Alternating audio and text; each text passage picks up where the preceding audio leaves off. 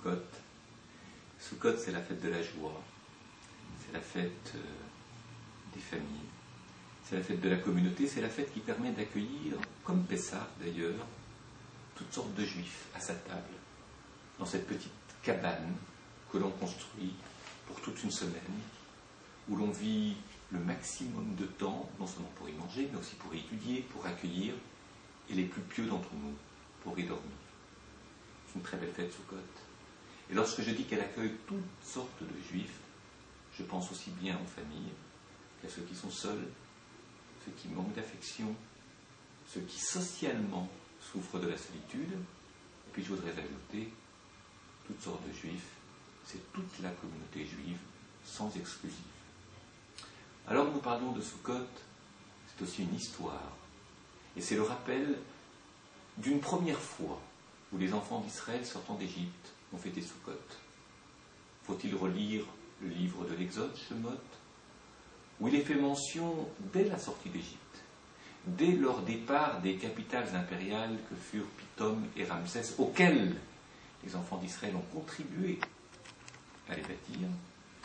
Faut-il rappeler que la première étape s'appelle déjà Sukkot, et que les enfants d'Israël y ont construit une soukha, et que là, ils se sont rassemblés, ils se sont accueillis les uns les autres, qu'il y avait une véritable convivialité, une joie de vivre et une attention au prochain. Et c'est vrai que la tradition orale, la Mishnah, la Gemara, donc le Talmud, s'intéresse beaucoup à la construction de la soukha.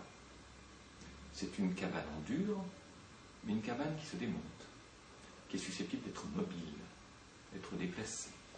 Et puis une cabane qui permet une ouverture aux cieux, une ouverture aux autres gens, c'est-à-dire respiration sur le monde, ouverture aux hommes. C'est tout cela Sukkot.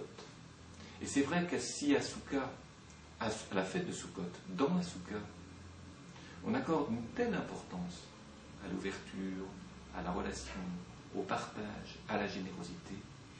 C'est pour qu'on s'y sente bien ensemble. Et ce n'est pas pour rien que cette Soukha est tellement aimée des enfants. Les décorations, les objets d'enfants, le rappel des personnages bibliques qui singularisent toutes sortes de manières d'être homme moral, ces fameux invités, les Ushpizim, qui remplissent les murs de la Soukha, tout cela vient nous enseigner que l'histoire est riche, qu'elle est faite de beaucoup de réussites, d'échecs, mais toujours d'enseignements que l'on tire aussi bien des réussites que des échecs, et qu'il appartient, lorsque l'on rencontre d'autres gens, que l'on ouvre sa Soukha à la communauté et à l'étranger, de se souvenir que l'on peut apprendre beaucoup de l'étranger et que l'on ne se suffit pas à soi-même. Voilà comment se présente la fête de Sukkot, dans la Soukha, que nous espérons non seulement construite dans nos communautés et dans le plus grand nombre, mais aussi des Sukkot ouvertes, des Sukkot comme lieu de partage, lieu de générosité, nous l'avons dit, lieu de convivialité et lieu de bonheur. C'est cette joie-là que nous souhaitons à tous ceux qui nous regardent, tous ceux qui nous écoutent. Joie, accueil. C'est cela, Sukkot. Chag Sameach à tous et belle fête.